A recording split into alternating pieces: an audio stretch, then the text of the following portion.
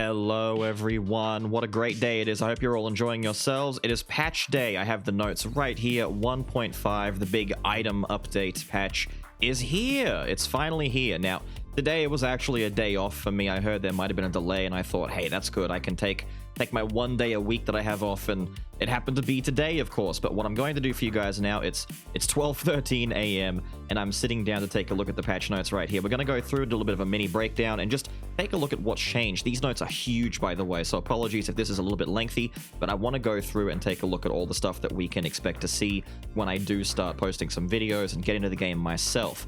Now, initially, this blurb right here is just about the delay that's happening to Mac and Linux. That's fine. Well, not fine for them, but it's fine for us because I'm on Windows. Now, in this update, they've reformed the inscriptions and status effects system, as will be detailed. Quintessences all receive major changes as well. Now, the Quintessence is getting a big change is really cool because Quintessences have already received a somewhat fairly large change that happened a little while ago when all the passive effects were taken off of them. So I'm looking forward to seeing what they've continued to do to improve the Quintessences, but I'm also really looking forward to the inscriptions. And additionally, 67 new items were added along with reforming the existence of existing ones. Like, reforming the... Dude, 67 new items? That's insane. That's so many new items, dude. How are we gonna catalog these? That's ridiculous. There are more changes regarding the game system, character information window. We saw that in the preview. I'm really looking forward to that. Now, let's take a look down here. Regarding invincibility, when you're hit by a majority of enemy attacks, not only will you not take damage, but you won't be knocked back either. No more need to worry about staying too far after avoiding enemies' attack by dashing. This is a nice little quality of life change. Not something that I've really thought about too much, but having it here, it's good. It's good. I'm happy with that. Damage dealt by a swap is now differentiated from a normal skill. So up to this point, damage caused by skills triggered as swap skills were treated as skill damage, but now the two types are treated differently. I'm curious how that's going to affect damage scaling. Does that mean that a lot of the scaling that we've had already won't work for swapped abilities? I'm not sure. It might be a potential really, really big change to Bomber is the first premium skull that I'm thinking about that relies exclusively on swap damage. I'm wondering if that's technically a buff or a nerf, or just a bit of an indifferent change. I'm not sure. Now, the character information window. This was teased to us in a teaser update not long ago. This we've been waiting for so long, being able to get a breakdown on life, damage taken percentages, physical and magical attack, speed, movement speed, concentration speed, which is pretty cool. Skill cooldown and swap. Quintessence cooldown speed is very cool to have in there. Crit rate and crit damage. This is just nice to have. No longer will I have to do broken math and have people laugh at me in the comments because I'm not doing it right. But very, very good. This has been a long desire for a lot of people in the game to have, and it's really, really welcome, and I love that it's here. Now, the reform status effects. This is probably, to me, coming into these notes, the one thing I was looking forward to diving into the most. However, seeing that there are over 60 new items, wow, I'm kind of blown away by that. Current status effect had little effect on battle, so it was considered as an attack enhancement rather than an actual attack method. However, through this reformation, each status effect will gain distinctive characteristics so that users can utilize status effects as an effective attack method when conquering Carleon. Now, to the changes, the outcome of status effects will be the same regardless of how status effects is applied. Status effects that give damage will be affected by physical or magical attack power, so you can actually boost the effects. So I'm assuming things like poison might be magical and bleed might be physical. That's actually quite wild. That's really cool. So it's no longer static. You can actually make it really, really, really strong by just buffing yourself up a lot. Bosses can be afflicted with status effects. This was delightful to see, by the way. The Chimera getting frozen. That looks beautiful. That's actually hilarious. I love it. Some of the enemy's patterns will have a status unstoppable, which makes the enemy immune to freeze and stun. That's pretty cool. So I'm assuming for things like transitionary attacks, like when the Chimera jumps off the screen and slams back down, they want it to not be frozen in mid-animation because you could cause maybe some glitches or some unintended side effects. Like, for example, for a long time there, if you froze an enemy who was in the middle of doing an active hitbox attack, the hitbox itself would linger. So, for example, really big charger enemies, if you froze them while they were actually doing their charge and you walked up and stand in front of them, you just took a bajillion damage because it counted as you being hit by the shoulder tackle an infinite number of times. I think they're trying to get around issues like that.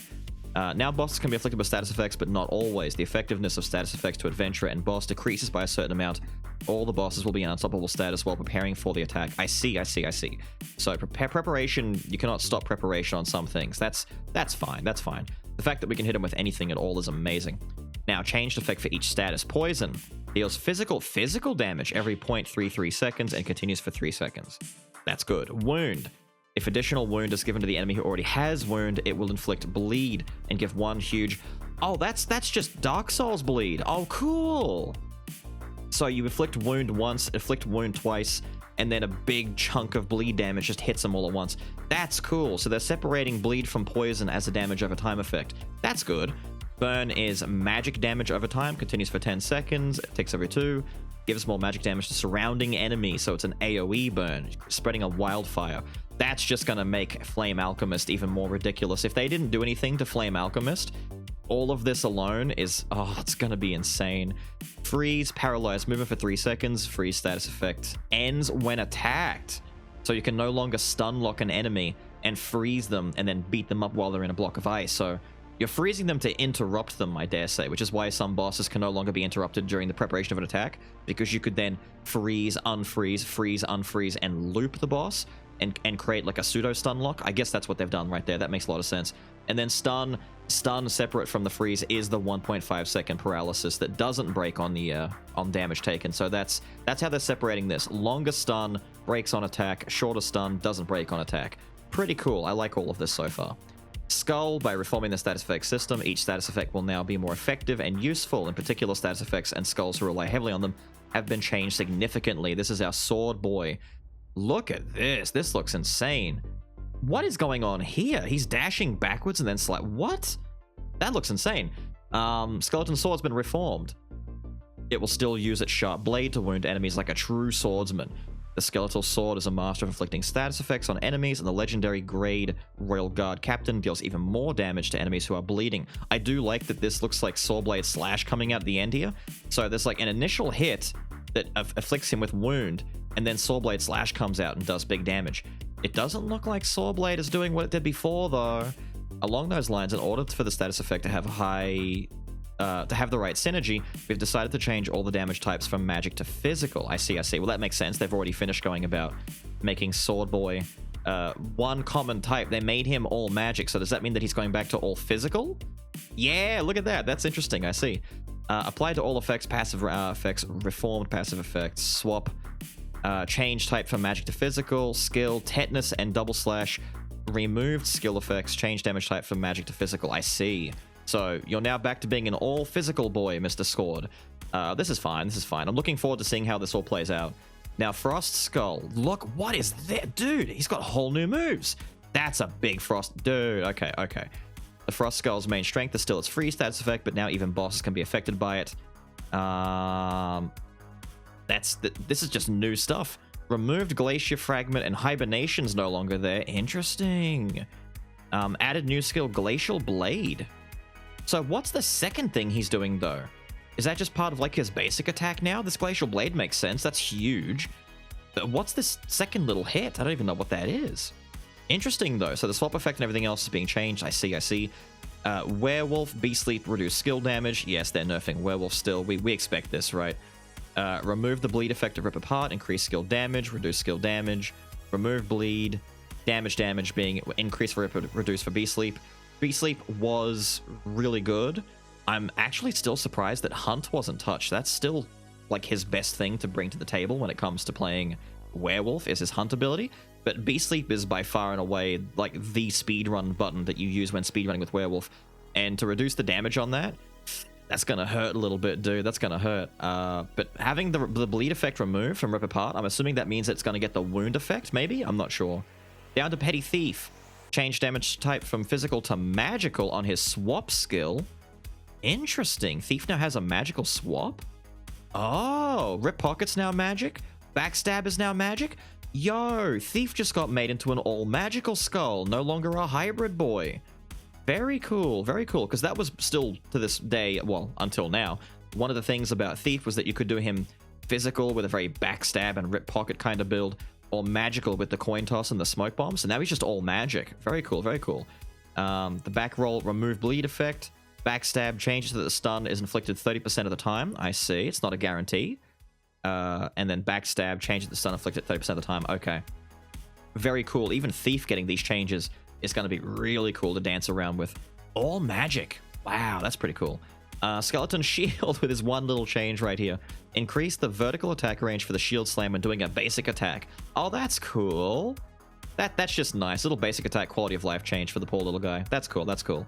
Now, Mummy doesn't get big changes a lot outside of getting new weapons, but I'm seeing here, this looks like skill-based stuff. Change the name from Mummy Poison to Mummy Breath. Remove the poison effect from Mummy Breath. Increase damage of Mummy Breath.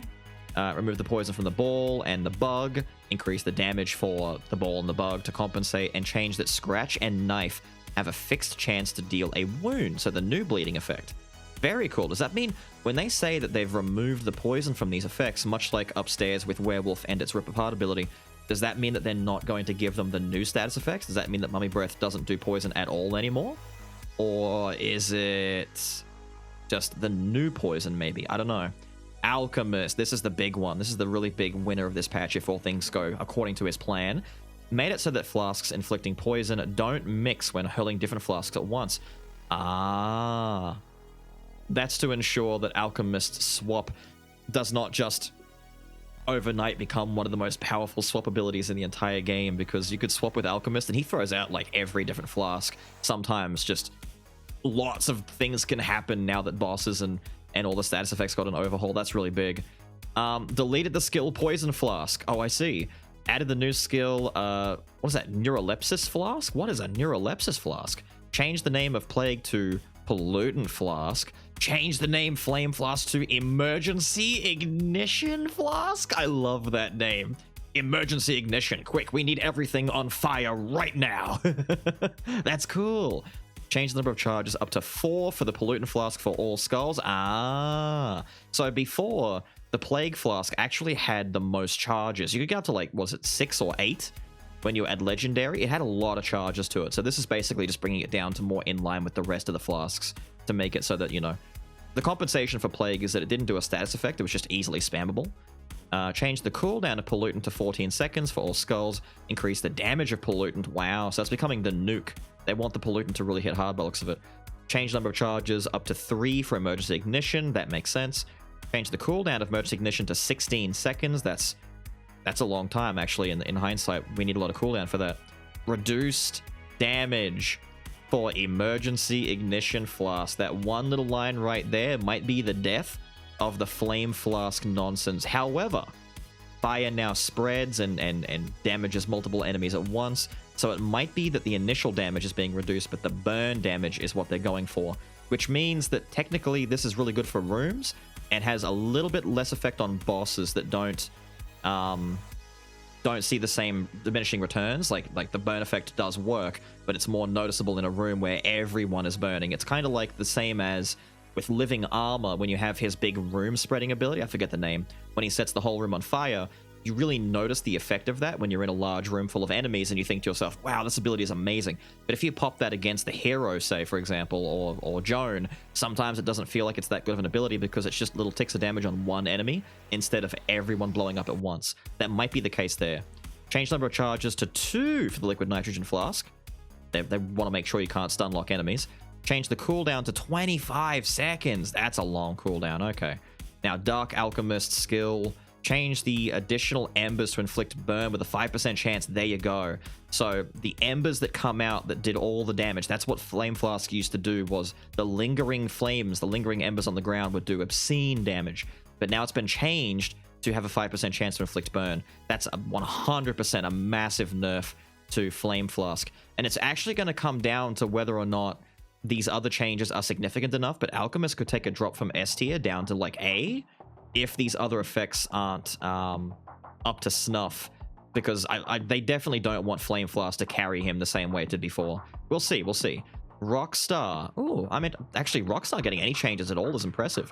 Change the cooldown from Climax from 10 to 20 seconds and increase its damage. That's fair, that's fair, that's fine, whatever. It's a small nerf, but, you know, the damage increase might compensate. I think they just don't want him to be so spammy with his abilities. Minotaurus, bludgeon, cooldown increased, damage increased. This is good. Some of these skulls felt like they hit the buttons but don't do the big damage. Minotaur did feel like he dealt a lot of damage though, so this is going to be really interesting to see. He might just become a big one-shot monster. Minotaur allowed the player to cancel the delay after the attack of ground shatter by dashing. Cancel the delay. This is really cool wording right here. This is like canceling out of an attack that normally holds you in place for a long time, which, as a lot of you know, is a gripe of mine when it comes to some skulls that have big lingering attacks, like say Warlock, for example. Upon completion of a spell cast, Warlock is held in place for like a solid 1.5 seconds, and you don't think that 1.5 seconds is a long time, but when there's a group of enemies running around after you, or a boss like the hero doing attacks, you're basically guaranteeing that your opponent is going to get a free hit on you, and if you just get free hits on you during a run, eventually that all adds up and you can end up just losing too much life. So being able to cancel things, I'm hoping that maybe Warlock sees some of this benefit, maybe. Stone Monkey, impressive to see Stone Monkey getting anything. Heaven and Earth Slam got another massive cooldown boost. Overlord, Heaven and Earth Slam, same effect. Interesting that they're boosting, look at this, Genie Smash, cooldown boost. Clown, Peekaboo Knives, cooldown boost. Interesting, they're trying to make sure that you're not spamming abilities so much.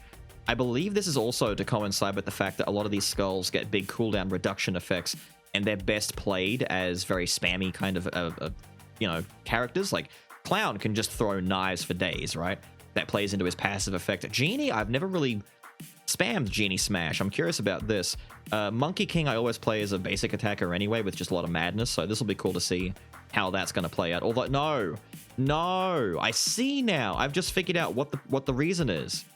I totally forgot. I'm an idiot. These are all stun abilities. That's why. The bludgeon yes. Oh, I'm such an idiot. It just clicked in my head. Stun. They're all abilities that have stuns, and now that stuns are like a 1.5 second uninterruptible thing, and they're trying to balance status effects, they're increasing the cooldown of stuns the same way that Alchemist got increased cooldowns for his Frost Flask.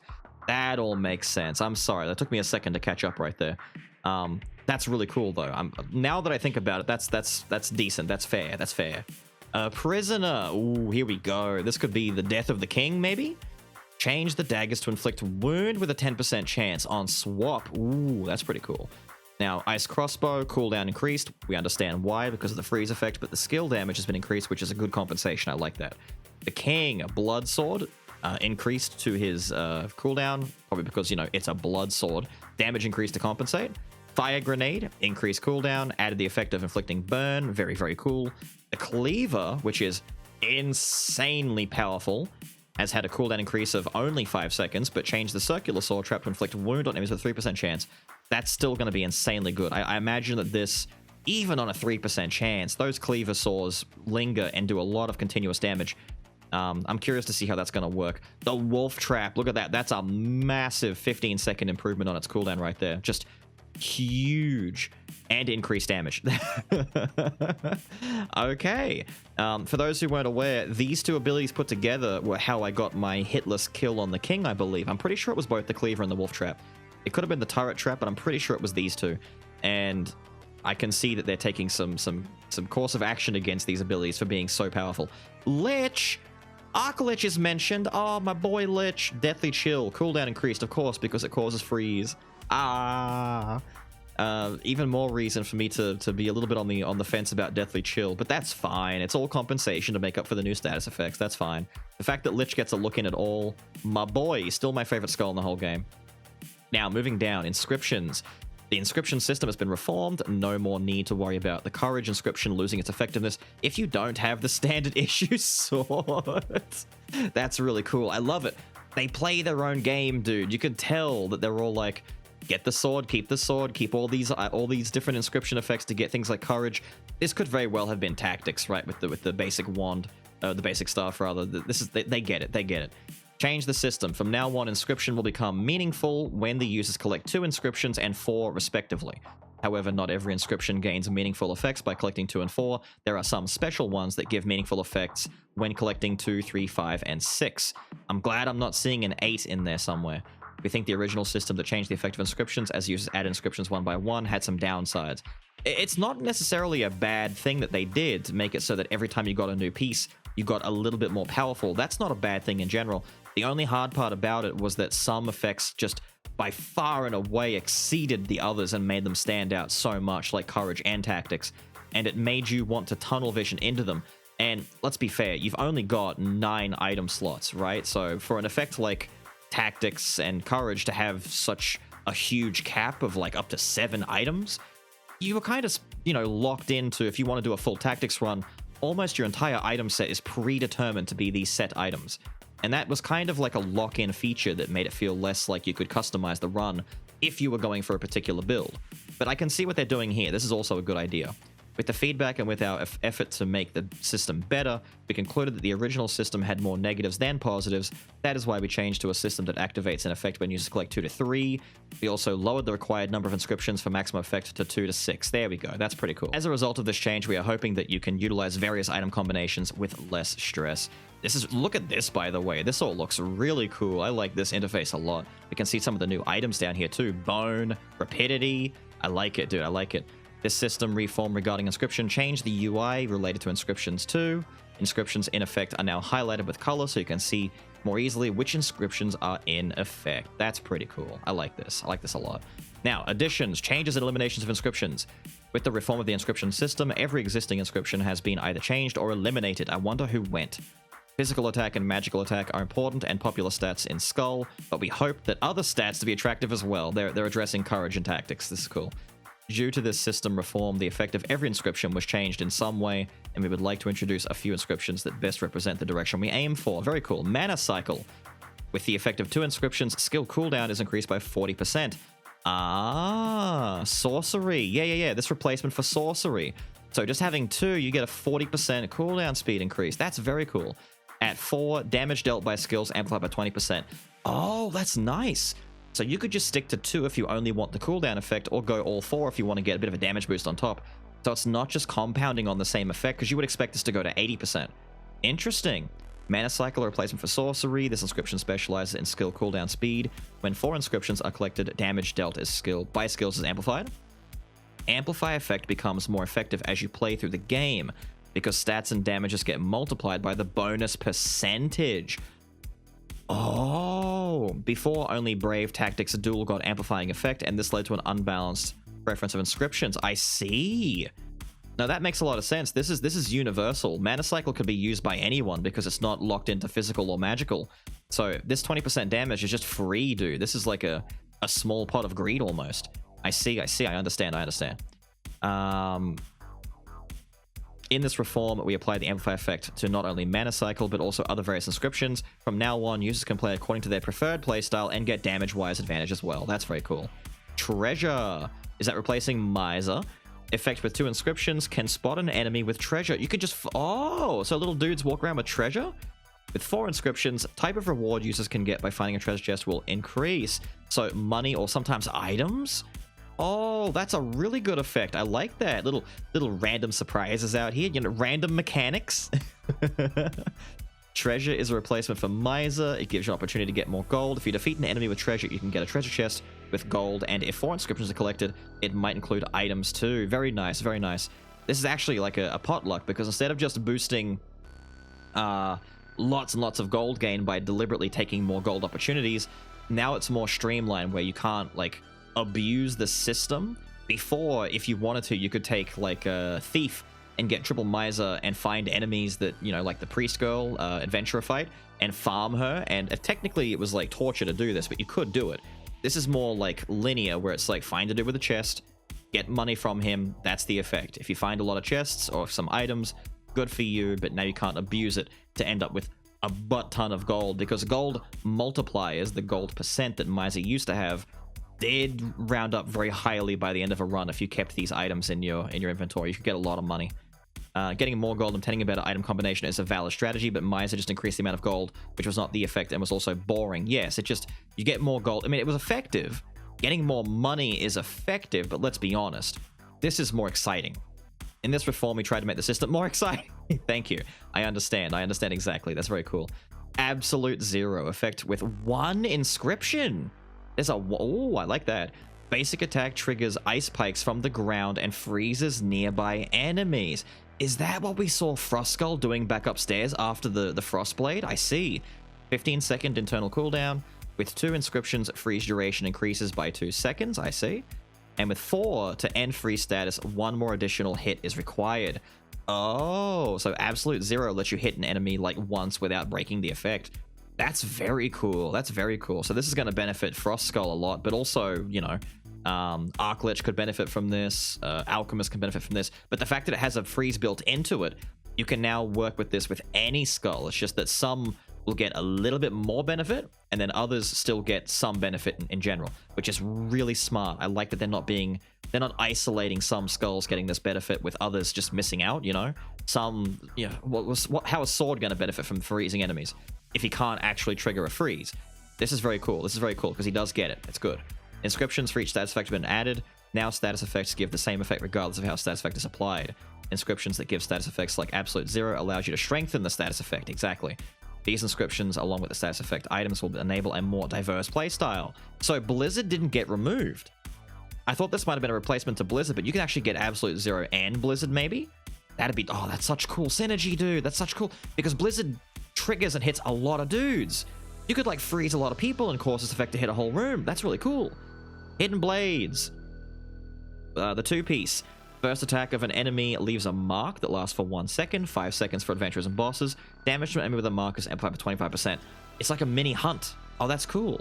At 4 pieces, attacking an enemy with a mark becomes a critical hit. It's a guaranteed crit? That's really cool. Hidden Blade is an inscription based on assassin concept items. This inscription explodes a lot of damage right after battle begins. Very cool. We focused on the way to build up synergy between inscription and items with designing which item gets which inscription, which is exactly what needs to be done. Also, we think concept-based synergy is important as much as performance-based synergy. Very, very important too. Very, very important. You know, you want the fantasy to be there. Concept-based synergy allows players to learn what kind of inscriptions there are for an item. This leads players to get immersed in the game. Previous inscriptions were weak in concept-based synergy, and therefore in this reform we tried to resolve the problem. These are the inscriptions that represent the reform of the inscription system, and below is a list of new ones. What in the... what? Dude, look at all of these inscriptions. Heirloom, Antique, Masterpiece, Arms, Artifact, Fairy Tale is there. Relic, Hidden Blade, Fortress is still there. Spoils, Treasure, Manatech is still there. Heritage, Bone, Sun and Moon, Brave, Wisdom, Rapidity, Mana Cycle, Mutant is still there. Misfortune, Strike, Chase is still there. Soar is still there. As is Execution, Duel, Brawl, Revenge, Poisoning, Excessive Bleeding, Arson, Absolute 0, and Arson is a cool one. And Dizziness. There is still more notes. There are still more notes. These are the item changes. Due to status effects and inscription system reform, a lot of items went through the reform as well, and a lot of new items have been added. Over 60. They're not gonna list them all here, are they? In particular, we focused on the reformation of less popular items and tried to build up synergy with new inscriptions. I can't wait to see what they did to Draftstone, dude. That's going to be wild. For this change to happen, every item's inscriptions changed accordingly. Good. Our direction for change was to boost the performance of items. Items which need to be bought from the Grave Robber with Dark Quartz received a higher degree of enhancement. In addition, items that were difficult to use before should be easier now. Okay, let's get stuck in. Ring of Wind, attack speed. Wait, increased amount of speed 15%. That's a nice boost. So 5% increase there. Dark Quartz got a nerf? Why did Dark Quartz get a nerf? No, I don't think anyone ever keeps Dark Quartz. Maybe they actually buffed the life effect, maybe. I don't know. Maybe there's like something else there that I'm not aware of, but that's a nerf. Standard Sword, 5% damage buff. That's insane. The Bow, 2% crit buff. Very cool. Hate Stone, duration increased to 4 seconds. That's nice. The Rejuvenating Root, one of the most just maligned items in the entire game. Changed the effect. Taking damage restores 1 HP with a cooldown of 1 second. Before it was the effect that it used to trigger itself, disappear from your inventory. That's actually really cool because now you're incentivized to at least keep it. I wonder if Rejuvenating Root had inscription changes. Now, you might think to yourself, 1 life restored getting hit once isn't very big or important, but this would scale, I imagine, scale very well with the Leonia inscription. It's set to 1 life for a reason because this is gonna ramp. If you get things like, wait, Leonia may not... Leonia wasn't even there. Oh no, was Leonia not in the game anymore? Oh, I don't know. Now I'm concerned. I mean, for a tank build, if you get little Shield Boy would benefit from this a lot, but I don't know. Prayer of Grace, 25 to 40%. That's massive. That's actually huge. That's better than Broken Mana Engine right there. Assassin Dagger. An extra 5% crit, an extra 5% to movement speed. Wow. Execution Axe got a 10% physical damage boost. Gold Incense Burner got a 5% gold increase. This might be to compensate for Miser disappearing now, so you get less multipliers, but still really good. Wind Armor changed the effect. Dashing within 0.4 seconds after the previous dash, so do your double dash. I think once you get past 0.4 seconds, you've kind of almost left the window of being able to do a second dash back-to-back. Of a previous dash engulfs you in a cutting wind, dealing magic damage to nearby enemies. Sounds kind of like a Kyrian type of effect. So it no longer has a chance to reset dash. So wait, the Genie dash run is now a thing of the past? You can no longer spam your dashes. For Pike, this is insane. This just means more on damage effects from dashing, but for everyone else, Wind Armor may have just lost its place as one of the premium defensive items that I recommend for new players. However, this makes it more usable offensively and less of a passive thing. I see. Thorny. Increased dash damage by 80%. I see. Dash attacks gain 10% chance to inflict wound. Yo, Pike is laughing right now. Pike is laughing. He can do bleeds. It's just a 20% reduction to the overall damage. But wow. 20% less upfront damage for a bleed, though. That's quite the change. Thorny Boots. Increase physical attack by 40% while in mid-air. Normal attacks performed in mid-air have a 50% chance to inflict wound. Gargoyle is laughing at this. Ninja is laughing at this. Just, wow. Okay. And there are others who can fight in the air just fine as well, but this is not favorable to Power Skulls. Power Skulls do not want to take Thorny Boots anymore, with their jumping attacks being more on the weaker side. They're more of the ground and pound type. But the Air Boys, wow, they're loving that. So basically, Thorny Pauldrons is there for the big boys downstairs, and Thorny Boots is there for the guys up in the air. Very cool, very cool. Changed item name. Distorted Curved Sword. So Brawler's Knuckle no longer exists in the game. It's now a Distorted Curved Sword, but has the same effect.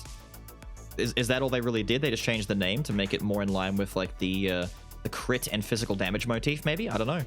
Vampire Fang! Yo, another one of the items that I just never really like to use. Before it was restore 1 life every 3 kills. Ugh. Change the effect. Defeating 5 enemies restores 1 life and causes a vampire stake to extend and inflict wound to nearby enemies? That's actually amazing. I love the sound of this. I love it. So the killing 3 dudes to get 1 life back. Now it's defeat 5 dudes for 1 life. But that's a side effect. They're keeping that in there as just a side effect. The main reason you want to do this is to cause a stake that inflicts wound. This is really good synergy. They've given it a status effect. This is just, this is a little something on the side. Getting a little bit of life back, that's cool. That's thematic. It's a blood drinker. It's thematic. It's part of the fantasy, the concept. But the wounding stake, I'm looking forward to seeing that in action. Grudge Stone. Change the chance of effect triggering to 30%. Very good. Change to magic. Oh, an increased attack. Oh, Grudgestone is now a magical boy? I see. Very interesting. 11th Finger of Lightning, increased additional attack damage, just stronger now in general. Very, very cool. Finger of Lightning isn't a bad item whatsoever, but it did feel like it was getting outpaced and outscaled by the end game. This might keep it in the game for longer, especially if it multiplies with the rest of your damage. Hidden Dagger, changed the amount of increased crit to 10%. That's still really good. Increased additional attack damage. Very nice, very nice. Pike is still laughing, dude. Pike is still laughing at these changes. Beat of Darkness, changed the effect, swapping for the 3rd time stuns nearby enemies. This is just an outright nerf to compensate for the new status effects. Before it was a guarantee stun every swap, so mutant builds were just laughing with all the stuns happening. Now it's every 3 swaps. That's fair. We don't want to abuse stun too much, right? Especially now that bosses can be hit with this stuff. Yeah, they don't want you to stun lock bosses with a mutant build, especially with some of the really crazy swap builds out there, like with Bomber and stuff like that. No sir, no sir. Giant's Axe, 5% damage buff, decreased additional attack damage. So the swap effect of Giant's Axe has been actually reduced, I see. So more passive damage, less on burst, demand, boom. Which was actually really, really big. It was like Raven's Feather levels of damage for physical boys. It was really big. This might even itself out a little bit and just make it just, less bursty, more consistent. Coward's Cape, the effect has changed. Jumping within 0.1 second after dashing increases movement speed by 300% for 1 second. So this is encouraging dash jumps. Is this meta? Are they aware of how players like to travel through the game by doing like dash dash and then jump in the air, because jumping still like retains a bit more momentum than running? Or at least it feels that way, you know? Like that's kind of like a thing that we've adopted since the beginning of the game when using the wings, when using Sylphid wings, because what you would do is you would do dashes and stay in the air as long as possible and just do dashing and jumping, and that kind of transitioned into just doing it all the time. So now you've just got a speedrun item. Coward's Cape is now just a really good speedrun item. Amazing, cool. And good for movement, for getting out of harm's way and stuff like that. Cool, and the fact that it has no real cooldown attached to it, and you don't need to have a lot of enemies around you, makes it a lot more usable in boss situations. So for running away from certain problems, like the hero, if he's going to do a big attack on you, like some people can't escape his giant greatsword swing in his final phase when he does that, or some of the really big moves he throws across the screen. You can run away now more effectively and more easily. That's kind of cool. Now, the Shoes of Bitter Cold. Change the effect, increase magic attack by 40% while in mid-air. Normal attacks performed in the air have 5% chance to inflict freeze. So this is the freeze magic counterpart to the Thorny Boots. I see. They're playing fair. They're letting people have their cake and eating it too. I see, I see. So once again, Gargoyle, once again, Ninja, laughing their way to the bank. This also means that things like Sylphid Wings, oh my god, Sylphid Wings now has more purpose in the game. It's no longer there as just, you know, a passive increase to movement speed and an extra jump. Having Sylphid Wings to keep you airborne for longer now matters a lot for some of these aerial style combat strategies.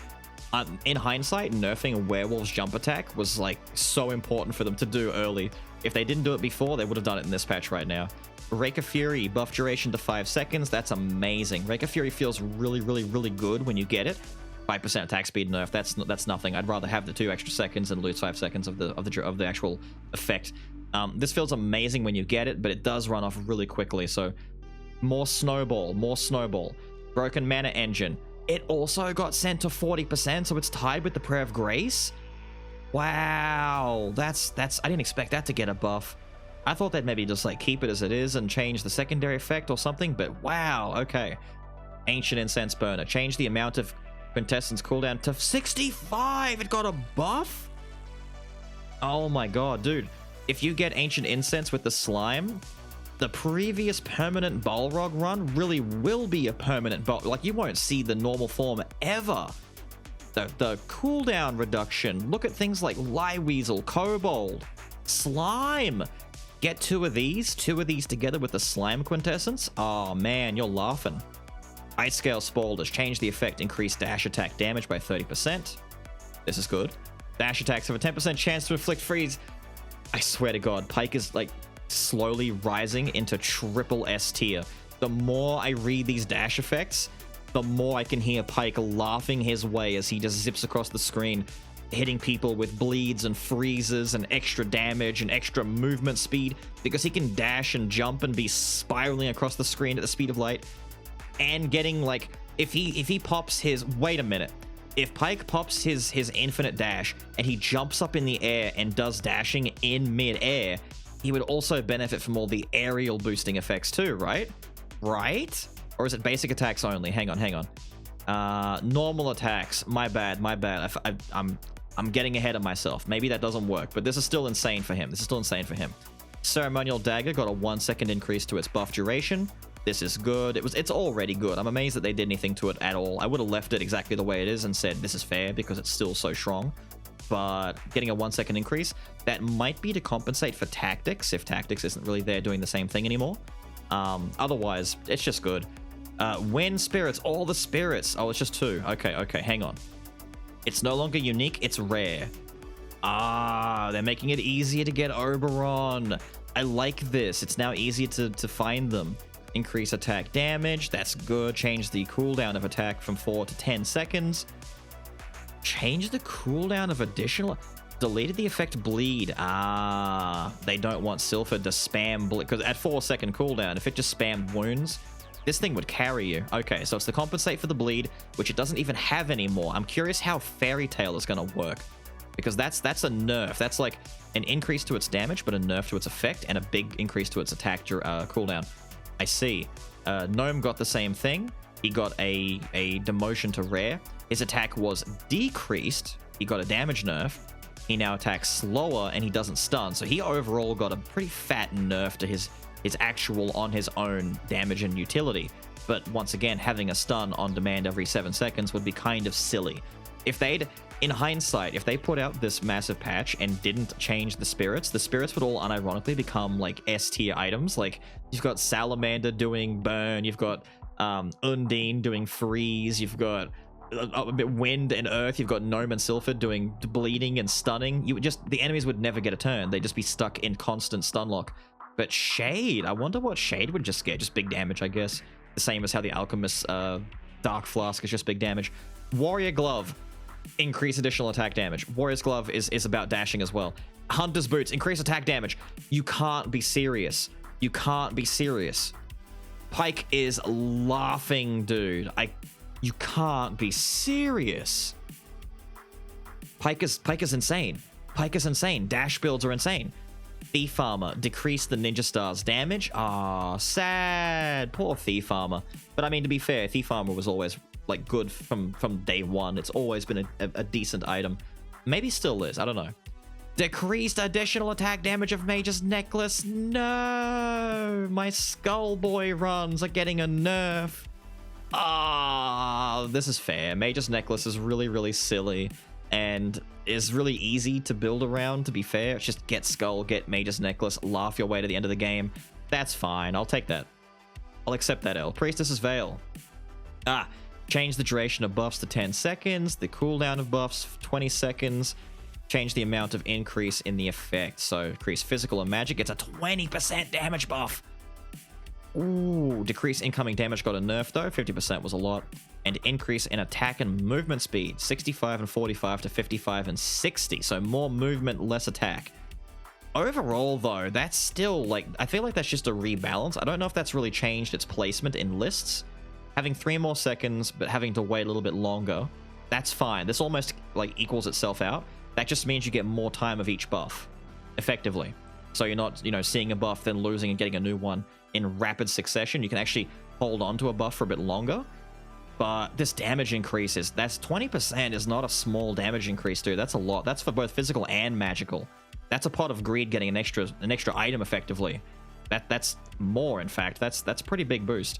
Bone Hourglass, change the name to Bone of Time. Ooh, I like that. The Bone of Time. Trainee's Necklace, added the effect that it increases magic attack by 35%. You're really gonna give the necklace a magic boost? You know why that's there? For Warlock. That's absolutely there for Warlock. I mean, Frost benefits from that too, with holding in his glacial shards. He can create the really big one that pierces enemies. That's also going to benefit. And does Gargoyle's laser eyes count as concentration? I don't think it does. I'm not sure, but this benefits a few skulls. But this immediately I think of Warlock, right? That's my immediate thing. That's a Warlock change right there. Added the effect of the teacup at the end of concentration. Crit rate is increased by 50% for 1 second. That's cute. I like that. That's not. It's not bloated. It's not insane, but it's there to give a little bit more incentive to go for the concentration stuff. Offensive wheel. Wait, at the end of concentration. So that actually, wait a minute. In hindsight, for Warlock, that's also insane. So what they're basically saying is, whatever attack that you're launching for that 1 second gets a crit increase. So the meteor wouldn't benefit from that if the crit effect runs off before it lands. So what you might have to do is launch the meteor and then quickly begin concentrating your second attack and then launch the attack right before the meteor hits. So both effects get the 1 second increase for the crit chance. And like layer it a little bit. You could do that. You could do that. That's good. That's good. You could do that. This also benefits Hunter as well. No. I'm coming around to that. The teacup is cool. I like that. The wheel. Dude, they changed my wheel. Increased physical attack by 45% is now baked into the wheel. I don't believe it. Change the number of skills required from 5 to 4. Increase the duration. I can't believe the wheel got a buff. Oh my god, my viewership, my chat, my everything. The wheel meme is never gonna die. Yeah, increasing the duration means I have to increase how many frames of animation, how long the face has to stay on the damn wheel. You're putting more editing work in there for me, guys. What are you doing? I mean, overall, though, giving a damage boost and making it easy to come out, that's just cool. Okay, I'm never going to get away from this thing. Ah, the virus. Have they nerfed the virus? Changed the deal damage to adventurers and bosses. Ah, by summoning tendrils for adventurers and bosses, the damaging 5% of their max life activates the effect. Oh. Added a 1-second cooldown, so it no longer does... Okay. Abyssal Virus seems to still be what it is. It's changed to deal damage to adventurers and bosses by summoning tendrils. So wait a minute. Does that mean it doesn't work on regular enemies, or is it more or less unchanged for regular enemies? Yeah, this is just an addition. No. This isn't an effect change. I'm getting ahead of myself. So wait a minute.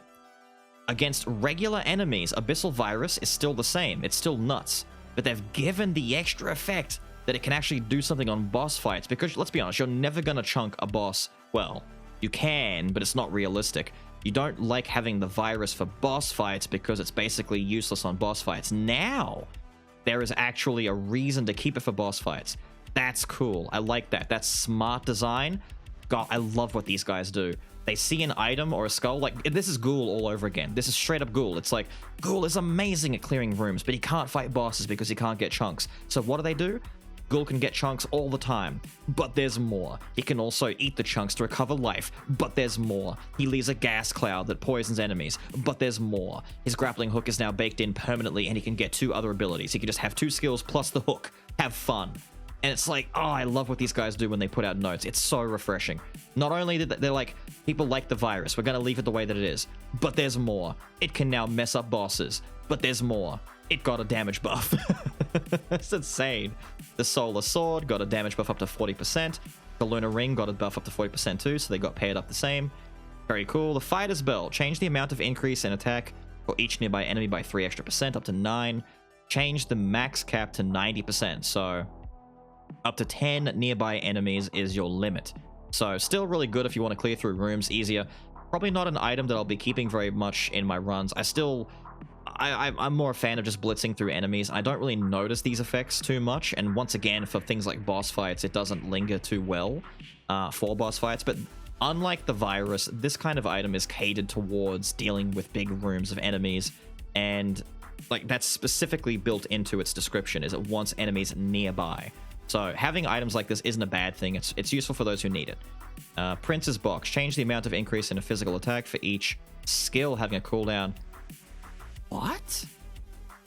Prince's Box. What? Change the amount of increase in physical attack for each skill having a cooldown to 10%, but okay. What? Interesting. Inner Flame. Added the effect. Swapping draws out Inner Flames that deal magic damage and inflict burn. Very cool. However, change the duration of the buff to 12 seconds.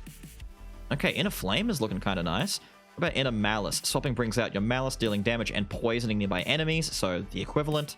And also got the same duration buff, but also changed the amount of physical increase to 60% to compensate, because Inner Flame does scale pretty high with that burn on there. Burn does AoE damage, poison doesn't, from what I understand, so this is just an incentivization to make physical boys feel like they're not missing out, I suppose. The Yargamon Thorn from unique to rare. Ooh, a downgrade. Change the effect.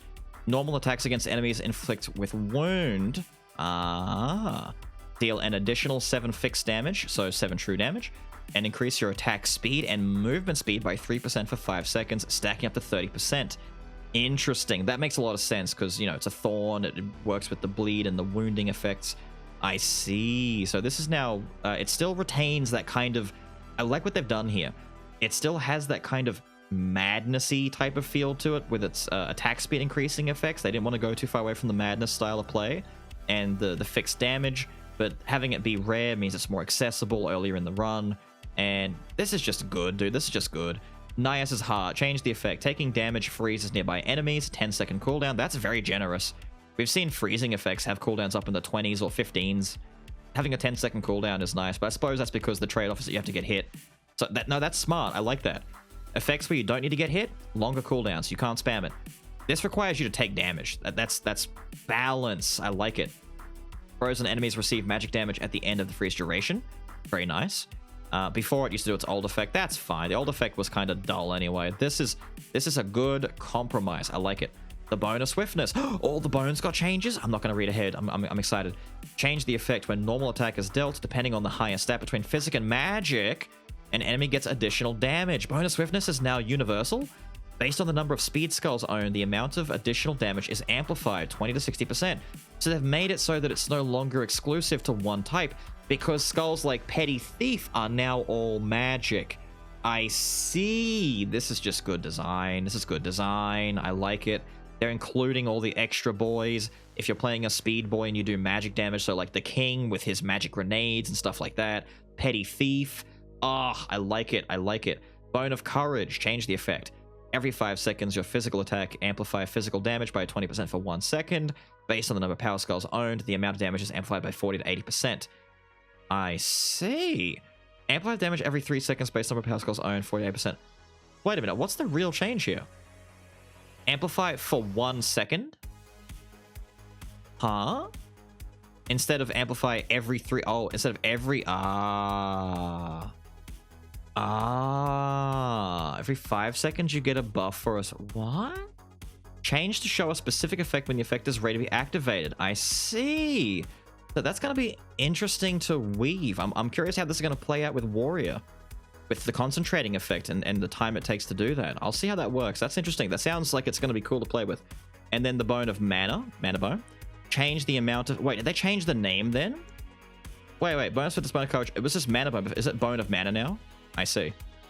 It makes sense, but I'm still going to call it Mana Bone. I'm not sorry.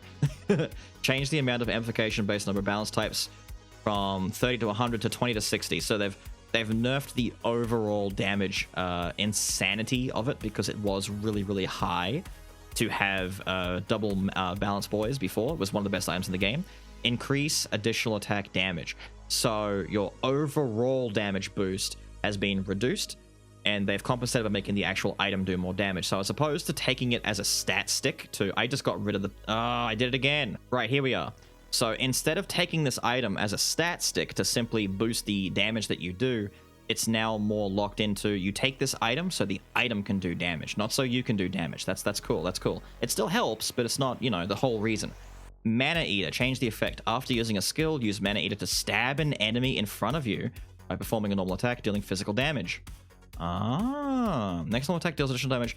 So I wonder if the Mana Eater damage is going to be like bigger, because before the effect was that it was, doing a skill, next basic attack deals more damage. I think this is to unify the damage a bit, because skulls like Warrior and Berserker and Minotaur, who naturally have very hard hitting basic attacks to begin with, benefited the most from this because it just scaled their hits up really, really high. Whereas someone like Petty Thief, Werewolf, the really fast, rapid hitting skulls, boosting the damage of say a hit that hits for 10, you weren't really going to see a big change. But if Berserker swung for like 100 raw damage and you boosted that with Mana Eater, that feels really, really good. So this might just be a uniformed effect, so that now all of the skulls get the same damage out of it, or the same relative damage, so everyone can get a chance to do some big physical. That's good. I like that. Explosive Arrow got a change. Change an explosion effect, increase the range and damage. Change an explosion effect type fixed damage to physical damage. That's no longer true raw damage. It's now physical scaling, and it's got an internal cooldown boost of 2 seconds. But if it's now physical scaling, that means that you can improve its damage. That means it can now scale up more. The range and explosion damage, increase your explosion range and damage. Yes, all of it's been improved. So base damage increased, physical damage scaling. 2 seconds, doesn't matter. This is now going to be really, really cool, especially with synergy with things like Thieves Armor still. And probably... No, I don't know if Piercing Wind is even in the game anymore. I keep going back to inscriptions that may not even be there. Just good for range skulls then. Gunpowder Sword. Has the king fallen? Change an explosion effect. Increase in explosion range, but a decrease in damage. You can tell that's going to be significant, because they haven't put an internal cooldown in it, like is up here with the explosive arrow. I'm absolutely amazed that there's no internal cooldown on this item. It really did need one, but this decrease in damage might bring it down to being more reasonable. The range increase is good. The change in explosion effect, probably a visual effect, I'm not sure. Wow, it might still be really good. I don't know. Decrease in damage is what we're looking at there. That's the big change. Cowardly Bowmaster's Bow, projectile amplification, got a 10% nerf. Decrease in enemy detect range. So with a decrease, we can get the effect easier. So you don't have to run half a screen away to get the full effect. Although before, you didn't have to go that far. That's an exaggeration. But it looks like it's now just easier to use. Master Brawler, change in effect. Physical attack and magic attack increase by 25%. If there are 4 or more enemies nearby, they increase by 45. Aha! And they've done the same thing with Master Fighter. This effect is further increased when you are near 2 or fewer. I see. I see. Very cheeky, Southpaw. This is very clever. This is very clever. So now Master Brawler is always useful. Master Fighter is always useful. This is kind of like that idea of give it a passive effect that is always there, but give it a heightened effect if you meet a condition. So Master Brawler, you should always take it if you've got the opportunity. 25% damage for both physical or magic, nothing to scoff at, right? That's a big deal. However, the original effect of having 4 or more enemies nearby to get an extra 40%, 45% boost is still there. So effectively, Master Brawler hasn't changed. It's exactly the same. When you're around a lot of dudes, 70% damage is on the table for you.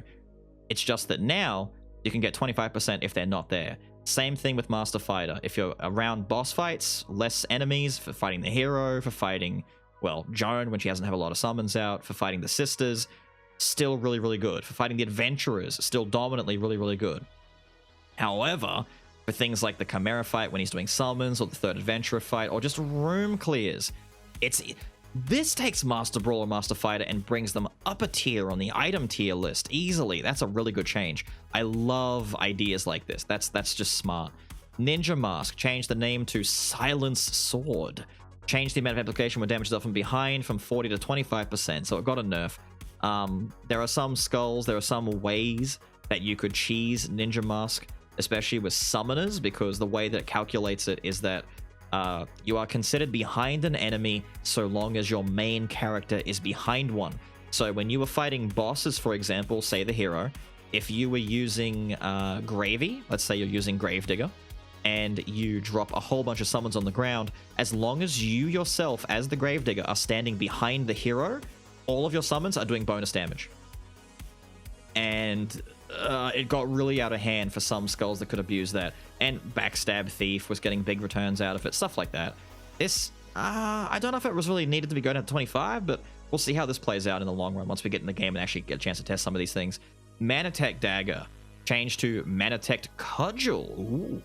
Change the effect. Normal attacks turn into critical hits for 3 seconds after 3 skills are used. That's actually going to be really good for the speed boys. Werewolf, Petty Thief, Prisoner. That's really good. That's really good. Now, because they're also...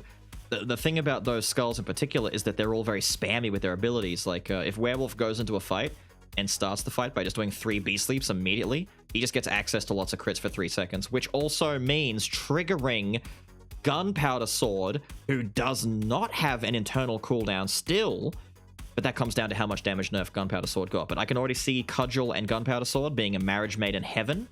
In heaven. Oh, here's the other spirits. Undine, from rare to unique, they traded? Because the effect is stronger. Because freeze is more debilitating than bleed. Probably. Change it so that an additional attack sometimes inflicts burn? Why is the water one doing burn? A 15-second attack cooldown boost, increased damage and range. Might be very, very noticeable damage. We never know. Change the additional attack. I see.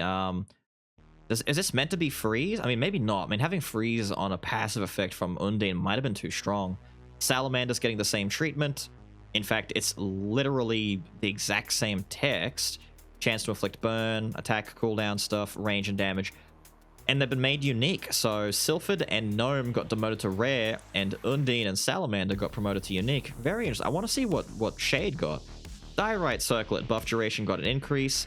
Attack boost from magic got a 10% nerf. That's fine. a duration increase in exchange for a damage decrease is more than welcome, because what this is consistency, because it means that, you know, activating other quintessences that have slightly longer cooldowns can still give you a solid 8 seconds of damage boost. Before, you wanted things like Weasel or the Imps to really trigger this, but now you can kind of get some pretty good burst effect out of this. Also, Ravenlord was the one I was thinking of that I forgot about for a second there. This is fine. This is good. It's just good balancing. Rear Blast. Change the amount increase to night. Rear Blast got a buff? Rear Blast was already one of the best physical boosters. That's insane. Okay, cool. Hero's Holy Sword, buff duration, got a 2-second change. Look at that, from 1 to 2 second. Insane. Once again, Pike is still laughing his way through these patch notes. Still laughing his way through all of this. Insane. This is also more usable now for more of the other skulls out there. So before, for things like Berserker and the slower attackers out there, like Berserker's big swings, Minotaur has his big stomp, sometimes doing a dash and then doing an attack, you would just lose the buff right before the attack lands. This 1 second bonus window makes it more usable now. This is very good. Warrior Steel Mace, you know this is getting a big change. This is a stunning effect right here. Stunning an enemy deals an additional physical damage boost and increases physical attack by 40% for 10 seconds. So it no longer does the stun. It just enhances stuns that you already have. 40% physical boost, but additional damage as well. Very cool. So Warrior Steel Mace is now like a stun enhancement item, not a stunning item on its own. Very cool. The additional 60 true damage was also not that noticeable by the end of your run, because let's be honest, it became useless against boss fights. But now, getting a 40% boost for 10 seconds, that's nothing to sneeze at. Hunter's Boots, the increase in crit damage, 50 to 35%. Hunter's Boots didn't do that. What? I'm getting curious now. Thieves Black Steel Dagger. Buff duration from 3 to 2 seconds. So, Thieves Black Steel Dagger, the massive 40% critical boost that it has, didn't get changed. The duration got changed to make it so that it's a tighter window and you can't afford to like run away and then run back in without resetting it like more easily. Technically a nerf, but not an overdramatic nerf. This is still amazing. If anything, I'm surprised they didn't drop this down to 2 seconds and cap the total crit at like 15 stacks or something. You know, make it 30% crit instead of 40. But this is fine. This is fine. Mage's Mana Bracelet. Change the number of skill usages required from 8 to 6, just making it more consistent. That's good. Metal Box. Change the amount of attack boost from 15 to 25%. Buffs. Set max amount of physical damage to 150. So you can't like... There were ways that this item was bugging out and people were seeing numbers that were exaggerated and a lot higher than they could be. This is fine. Change the amount of magic boost, 25 to 30%. Interesting. Well, Stone of the Air requires boss kills, so I can see why it requires you to have a higher scaling on its own. Still, same cap, so you know they both go up to the same number, so you're not missing out that much. You still want to get them early in the game though. Growing Volition, concentrating grants 10 HP barrier, and taking damage to the barrier increases crit rate by 50% for 2 seconds. That is ridiculously strong for Warrior. That's ridiculously strong for Warlock. I mean, technically for the Meteor effect, because we already saw that there's a 15% buff for a second after just firing an attack with the teacup. Dude. And Warrior already immunes himself through damage when he releases the attack. Growing Volition is an S tier item for Warrior now, dude. Warrior's gonna be slapping so hard. The Magic Pocket Watch, added effect, skill cooldown speed increased by 70%? What? Change the buff duration 12 seconds. Change amount of concentration speed 40% more. What? Dude, has concentration just been buffed to the point where it's now insanely good? Cooldown speed, concentration effect doubled. Dude, I'm just thinking about Warrior throwing a haymaker of a swing. That's massive. Mithril armor changed to Mithril gear. Damage reduced by 20% when this item's effect is maxed out. Change duration from 2 to 4 seconds. Change amount of physical damage increased by successful dash attacks 4 to 8%. You can't keep doing this. Pike is still laughing his way to the bank, guys. Come on. Cretan Bull, made from rare to unique, got a grade boost. Nice. After using a Power Skull skill, specifically a Power Skull skill, dash to transform into a bull and deal physical damage with increased dash distance. This is cool. I can imagine that this is just going to be a really big damage dump. It doesn't seem to have a cooldown on it either, from what I can see. The cooldown time is absent from this new effect description, Southpaw. I'm curious. Silvered Wings changed effect when in mid-air. Dash distance and cooldown speed, excuse me, increased by 50%. If you dash 10 times in mid-air, Blades of Wind are projected and deal magic damage. Well, blow me down. My original claim that Silvered Wings would be great for those air items is no longer the case. I mean, it's still air-based, but the 70% attack speed in mid-air is now gone, and it's no longer a speedrun item. I guess the Coward's Cape is that item now. So when in mid-air, your distance and the cooldown speed is increased. So Silvered Wings is still helping Pike laugh his way to the bank, dude. It doesn't matter if it's magic damage. It's extra damage by dashing. Dash cooldown speed increased. Distance increased. This is the patch of Pike. Raven Lord, increased damage of additional attacks. Nice. Okay, nice. Evil Sword Kyrian, reduced additional damage for basic attack. So spamming with a full Madness King, for example, or Werewolf, etc., they've just nerfed the damage a bit. Kyrian's been disgusting. They didn't change the dash effect, though, so Pike is still happy. I don't believe it. Voodoo Doll. Remove the buff that increases magic attack when the item is activated. I see.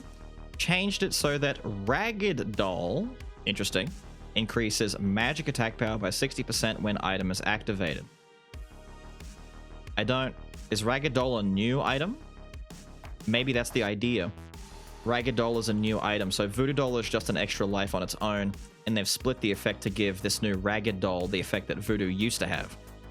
I see. Hope Slasher. Duration of the buff been increased, however the effectiveness has been reduced. We saw this before already. This is just balancing to make it more consistent. The Nether Mana Suppressor changed the amount of increase in magic attack for every 10% increase in skill cooldown from 4 to... It's been buffed with the amount of skill cooldown increase, I see. Max amount of additional increase got nerfed though, I see. So it's easier to get there, which makes sense because things like the Prayer of Grace and the Mana Engine have had their effects buffed to be 40% each. So technically, if you just had those two items alone, that's 80% extra cooldown. So you would trigger this effect 8 times, which, you know, that almost completely gets you there on its own. Plus the Nether Mana Suppressor does not still have the same effect baked into it, with things like that new Inscription that's replaced sorcery. It's basically just easier to reach the cap now. That's good, I like that.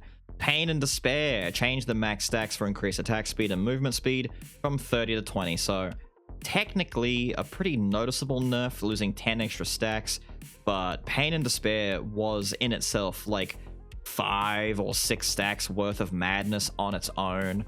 Pain and Despair was an insanely powerful speed buff just by picking it up on its own. It made you feel like you were doing a madness run even if you weren't doing a madness run. So this is fair. Doomsday. Added effect that every skill's cooldown time is reduced by 5 seconds when Apocalypse goes into effect. Crazy. I like it. Just give it extra stuff that it can do.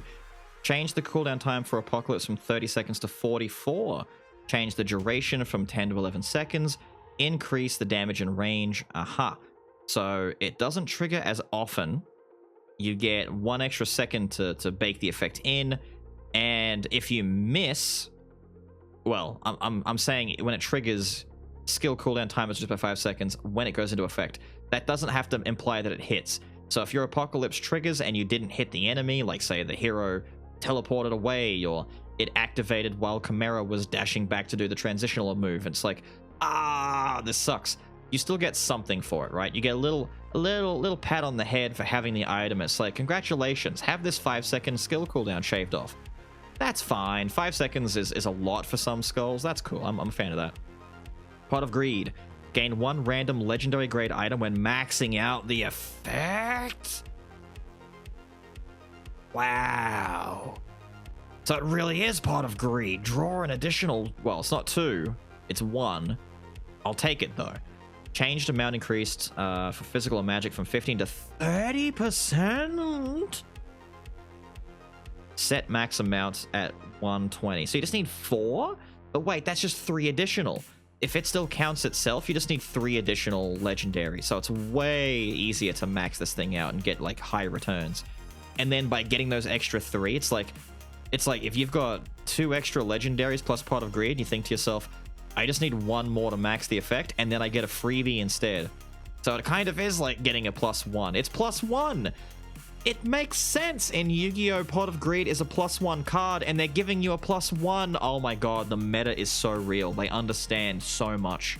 That's so smart. I love it. Shadow Spirit Death. What is this? Changed extra attack, changed way item is acquired. What is Shadow Spirit Death? I have no idea what this is. Is that... Am I stupid?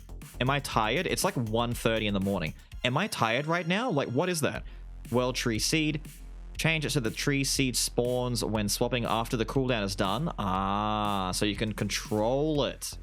Increased effect range. That's just good synergy. That's just good quality of life right there.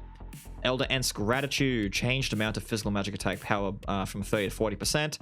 I'm probably still going to sell it, guys. I'm probably not going to keep it if it destroys itself from my inventory. But this is a nice little bit of encouragement, you know, please keep the item. I might still sell it, but to those who want to keep the shield and see positive 40% returns, that's still worth it. Goldmane Rapier, reduce the damage for the additional attacks. That's fine. For higher madness builds, this thing could get out of hand. So it feels like it's a compensationary effect, similar to things like Gunpowder maybe. But we'll see how it goes. Proof of Fellowship. Change the max stacks for increases in attack speed and crit chance from 10 to 5.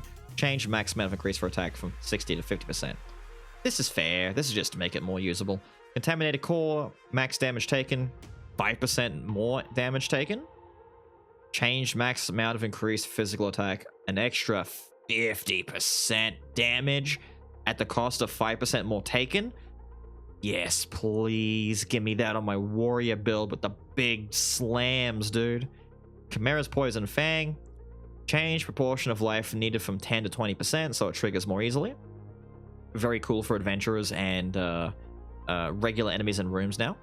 Change so that it affects adventurers and bosses too. Oh, that's really nice. Adventurers and bosses can just be killed off when they hit 10% weight. Current HP is below 10%, so as soon as a boss or an adventurer hits 9. I mean, it already worked on adventurers, but bosses too? That's really cool. Just skip an entire 10% of a boss's life pool. Very cool. Now, here we are, the new items. This video is already going to be long as hell, but if you want to read over some of the names, there's Shadow Spirit Death. So they've already... Wait a minute. You added the item right now and it's already been changed? It just got added, dudes. What did it do before? Anyway, I noticed that Shade didn't get changed. What happened to Shade? In any case, this video is already really, really long. So I'm just going to slowly drag my way through here. You can look at the names. You can slow the video down if you want and go over them. We'll probably see all of these. Wow, there's so many. We'll see a lot of these as we get into the game and start playing through ourselves. We're not getting breakdowns on what the items actually do. It's just the names. Look at all of these new legendaries, dude. Wow. Deleted items. Draftstone. Oh, you'll forever live in my heart, Draftstone. The poor one out for Draftstone. Magic Mirror, Bottled Ambers, Explosive Ointment, Clown Box, Emergency Bomb, and Ruby Heart. I mean, F's in the chat, right? Let's pour one out for the deleted boys. Gone but not forgotten. I can't believe that the root that the rejuvenating root survived over some of these. I mean, bottled embers probably had to go because balancing the burning effect would have been a nightmare, maybe? I don't know, because its whole purpose was to cause burn on basic attacks. This would have been insane to try and balance, but they've compensated with other items anyway. And I guess having too many items that kind of do the same thing is redundant. Draftstone was really hard to work with. The mirror, the ointment. Damn, that's a shame. Quintessence changes. Here we go. This is big. Remove the poison effect and increase the damage from transforming. That's fine. The Yeti changed the chance of freezing from 100 to 20%. If you saw my chat controls my run video, you can see that Yeti was really consistent and really good as a CCing Quintessence for just freezing a room of enemies. This is fair because of how good freeze is now. Medusa reduced the damage of gaze. That's fine. Medusa does a lot of damage as it is. Ifrit added the burn effect and reduced the damage for snow cannon. Ah, so you're getting double nerfed, Yeti.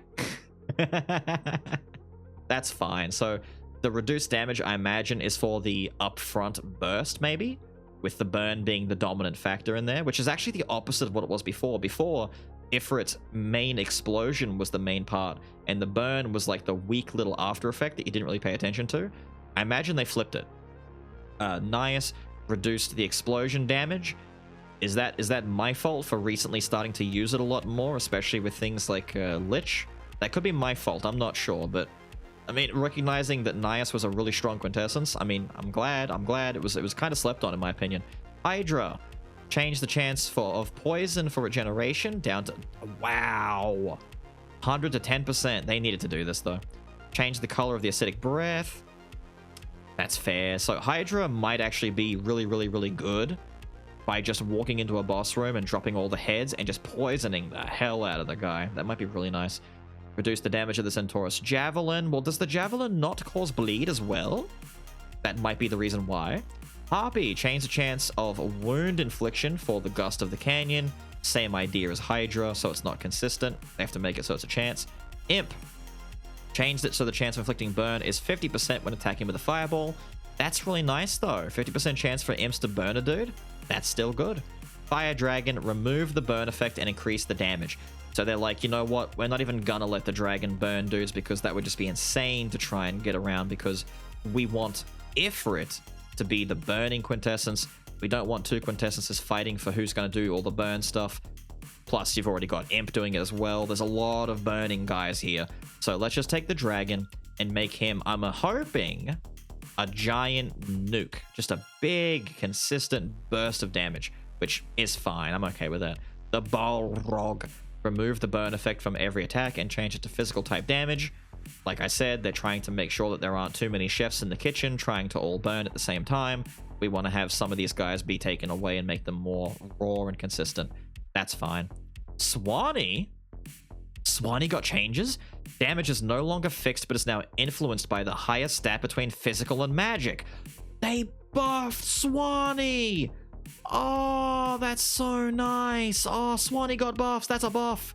So now instead of having a fixed bit of damage that you can no longer really affect, it's now, they've kept it. Oh, they're so smart. I love what they're doing. Originally, it was all magic damage, and they're like, hey, physical boys feel left out because they don't get some cool waifu that does a big explosion. So they made it fixed damage, true damage. That way, everyone got to benefit, right? It was nice, you know, everyone gets to benefit, but you can no longer do like 3,000 damage with her attack like you could do back in the day. It was like set to like, what was it, 1,500, 1,600, I think? Now, everyone gets to benefit from Swanee, and everyone gets to buff Swanee. I love it, dude. I love it. I love it a lot. It's a really good change. Swanee Supremacy is back again. I love it. Miscellaneous. Change the amount of increase by level and physical attack of the Witch's trait, Thick Bone, from 4 to 6%. Ah, our traits are getting a change there. So that's just more physical damage in general. Change the effect of some of the foods. The amount of increase for DC Cake got an increase. Molten DC Cake. Magic of DC Cake. I see. Change the possibility of the poison from the flour. That makes sense. The poison stew for the bad stinkies. Change the color of the stew's bad smell. I wonder what it was. Just like a different shade of green, or is it like a purple now? Who knows? Change the fixed damage of boiled Yagamon egg from 5 to 20. This all makes sense. Some of the food had status effects. This makes sense. Change the timing of NPC Mistwolf's buff script appearance. Ah. Change the effect when NPC Halfling Girl hands the herbs. Change the pattern of damage of traps from the special map Dangerous Chests. Oh. The chest rooms have been affected? I see. The patterns have been changed. Increase the distance between light pillars that are created by Lena Sisters, the boss of... Oh. Increase the distance between the pillars. So that's a nerf to the Sisters fight. That can't be overlooked. It's a small single line of text, but this one change right here could be phenomenal for people who are stuck on the Sisters fight in Act 2, right? The light pillars have been hard for a lot of people to dodge. I believe that's is that Phase 2's light pillars, or is that... I think that's Phase 2. It has to be Phase 2. They don't do that attack in Phase 1. Unless they're talking about the cross attack, where both sisters do a cross pattern slice across the screen. But I think light pillars is referring to the dark one, where she teleports twice and then does the poke, poke, poke, poke, poke, and she puts all the black lines across the screen that then pulse. I think it's that effect. Either way, any nerf to the Sisters fight is pretty big for you guys that are struggling out there. This is the first major wall in the game.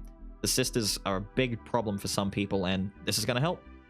Change the effect's expression increase to amplify that are calculated as amplification and damage. Ah. Change the arrangement of the Chapter 5 map decoration. Oh, cute. Nice, thank you. And bug fixes. We're almost at the end. Fixed the bug where occasionally the Quintessence King Dwarf drops constantly. I've never seen that. That's weird.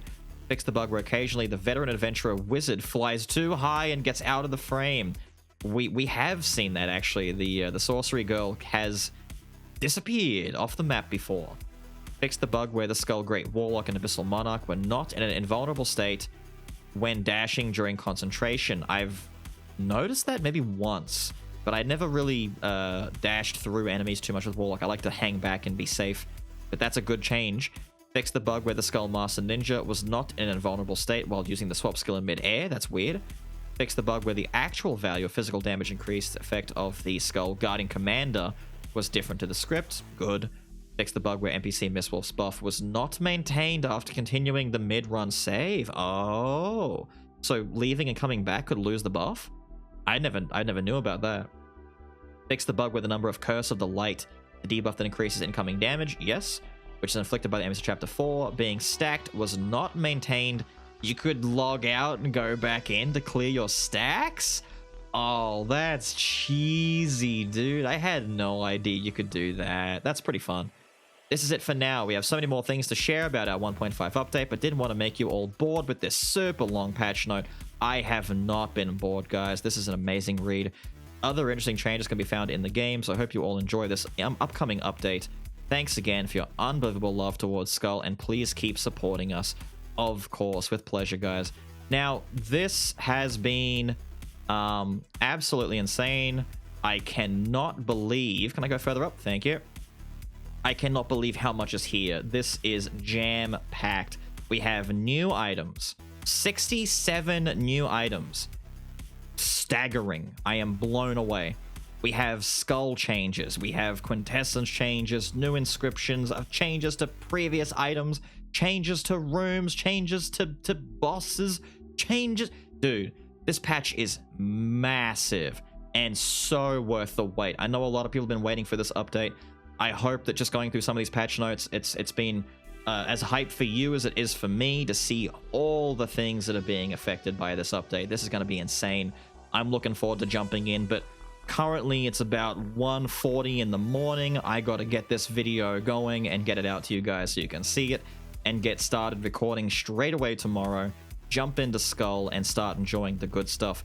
But with all of that said and done, I got to get out of here. I hope you guys have enjoyed this very admittedly long-winded read-through of these patch notes. I did not expect so much to be here. And I will see all of you again next time with some more Skull action.